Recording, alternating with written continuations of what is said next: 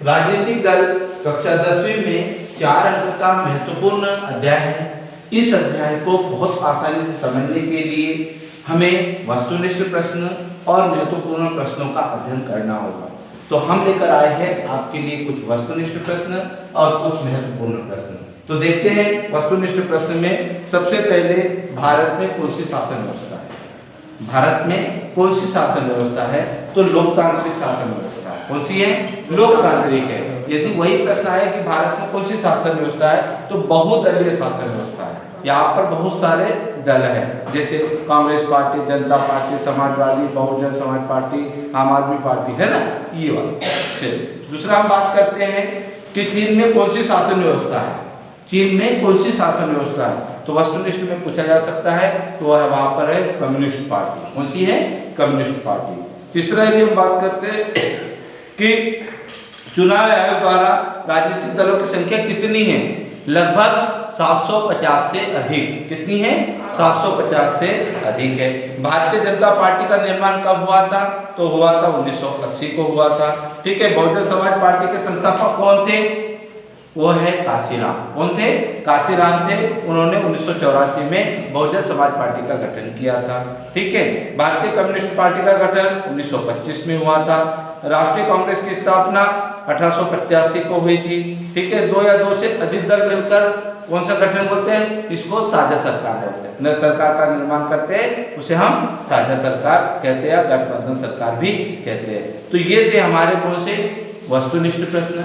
अब हम बात कर रहे हैं महत्वपूर्ण, जो 3 अंक का या 4 अंक का प्रश्न पूछा जा सकता है। तो पहला प्रश्न पूछा जा सकता है, आप देख सकते हो, लोकतंत्र में राजनीतिक दलों की भूमिका लिखिए। ये प्रश्न आ सकता है परीक्षा में। तो देखिए कैसे लिखना है। लोकतंत्र में राजनीतिक दलों की भूमिका, तो लिखेंगे लोकतंत्र में राजनीतिक दलों की निम्नलिखित भूमिका है।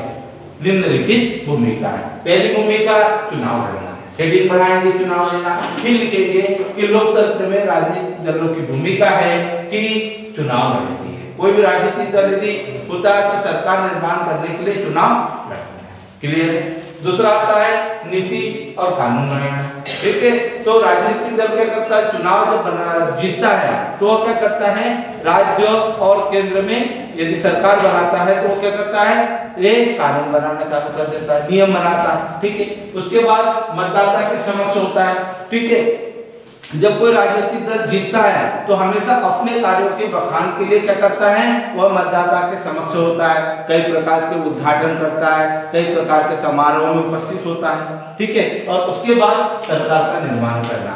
राजनीतिक दल की प्रमुख विशेषता यह है कि वह सरकार का निर्माण करती है और शासन व्यवस्था चलाती है। तो हमने पहला प्रश्न बहुत आसानी से पढ़ा। दूसरा प्रश्न की बात करते हैं कि राजनीतिक दलों के सामने चुनौतियां लिखिए। ठीक है। हमने भूमिका तो पढ़ ली, लेकिन राजनीतिक दलों के सामने कौन कौन सी चुनौतियां हैं, कौन कौन सी समस्याएं हैं। तो समस्या पढ़ते हैं तो फिर वही लिखेंगे कि राजनीतिक दलों के सामने निम्नलिखित चुनौतियां हैं। कौन कौन सी चुनौतियां हैं? पहला वंशवाद। वंशवाद हेडिंग डालेंगे वंशवाद को, और फिर लिखेंगे कि राजनीतिक दलों की सबसे बड़ी चुनौती वंशवाद है। आपने देखा होगा राजा का पुत्र राजा होना। यदि कोई राजनीतिक सत्ता में है, कोई प्रधानमंत्री है, कोई ये है, तो उसके पुत्र को फिर से राजनीति में खड़ा कर दिया जाता है।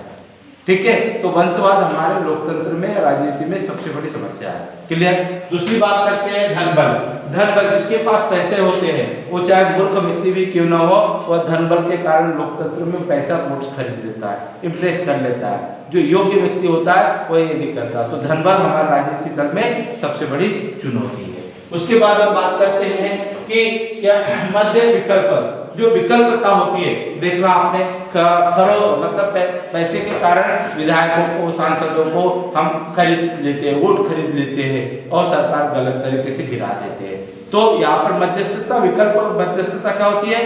कठिनाई हो जाती है। उसके बाद आंतरिक लोकतंत्र का अभाव। जो आंतरिक लोकतंत्र होता है उसका अभाव होता है, क्योंकि बाहर तो हमें अच्छा दिखता है, लेकिन आंतरिक रूप से लोग मजबूरी में उसका साथ दे देते हैं, जिसके कारण राजनीतिक दल के सामने चुनौती होती है। तो ये था हमारा दूसरा प्रश्न। अब हम तीसरे प्रश्न की बात करते हैं, राजनीतिक दल के गुण लिखिए। प्रश्न आ सकता है कि राजनीतिक दलों के गुण लिखिए तो सबसे पहले गुण हम बात करते हैं, पहला है सामूहिक हित। राजनीतिक दल का प्रमुख गुण है कि सभी के हित की कल्याण की योजना बनाए।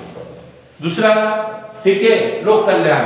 राजनीतिक दल की सबसे बड़ी विशेषता यह है, गुण यह है कि क्या करते हैं, लोक कल्याणकारी कार्य करते हैं। यदि कोई कार्य कर रहे हैं तो किसी पर्टिकुलर एक व्यक्ति का नहीं हो सकता, वो सभी के लिए होता है। ठीक है, जैसे नालियां बनाना, तो कोई एक घर के लिए नाली नहीं बनती। सड़क बनाना, कोई एक घर के लिए सड़क नहीं बनती, सबके लिए लोक कल्याणकारी होता है। ठीक है। तीसरा, एक चिन्ह। राजनीतिक दल की एक गुण है कि एक चिन्ह होता है। जैसे आपने देखा, भारतीय जनता पार्टी का चुनाव चिन्ह क्या है, कमल। कांग्रेस पार्टी का चुनाव चिन्ह क्या है, हाथ का पंजा। समाजवादी पार्टी का क्या है, साइकिल, है ना। बहुजन समाज पार्टी का क्या है, हाथी। आम आदमी पार्टी का क्या है, झाड़ू, है ना, ऐसे चिन्ह। तो प्रत्येक राजनीतिक का दल का एक चुनाव चिन्ह होता है। उसके बाद विकास हेतु, जो राजनीतिक दल की विशेषताएं हैं कि कोई भी दल यदि सत्ता में आता है तो वो क्या करता है, गांव का, शहर का, देश का विकास करता है। और धरना प्रदर्शन, राजनीतिक दल की विशेषता ये है कि क्या करता है, वो धरना प्रदर्शन करता है। क्लियर है। तो ये थे हमारे प्रश्न। अब हम बात कर रहे हैं राजनीतिक दल के अंग लिखिए, समझाइए। तो राजनीतिक दल के 3 अंग होते हैं। एक होता है नेता, दूसरा सक्रिय सदस्य और तीसरा होता है समर्थक। ये तीनों अंग मिलकर क्या होते हैं, राजनीतिक सत्ता का निर्माण करते हैं। अब यदि परीक्षा में आए तो नेता की भूमिका लिख दीजिए कि नेता एक रोल प्ले होता है, लीडरशिप करता है। पता है, जैसे राजनीतिक दल का यदि हमने किसी सरपंच को चुनाव किया तो गांव का नेता सरपंच होगा। ठीक है। उसके बाद सदस्य, सक्रिय सदस्य, सरपंच के साथ जो सहयोग करने वाले वो सक्रिय सदस्य होगा। उसके बाद समर्थक जो है, बहुत सारे लोग पूरी टीम का समर्थक करते हैं कि भैया हम आपके साथ है, हम आपके साथ है, तो वो हमारे समर्थक है। तो आज हमने राजनीतिक दल में लोकतंत्र में राजनीतिक दल की भूमिका, लोक राजनीतिक दलों के सामने चुनौतियां और राजनीतिक दल के गुण और राजनीतिक दलों के अंग के बारे में विस्तार पूर्वक पढ़ा। आप इस वीडियो को बहुत अच्छे से देखिए जिससे आपको आसानी से समझ में आ जाएगा। धन्यवाद।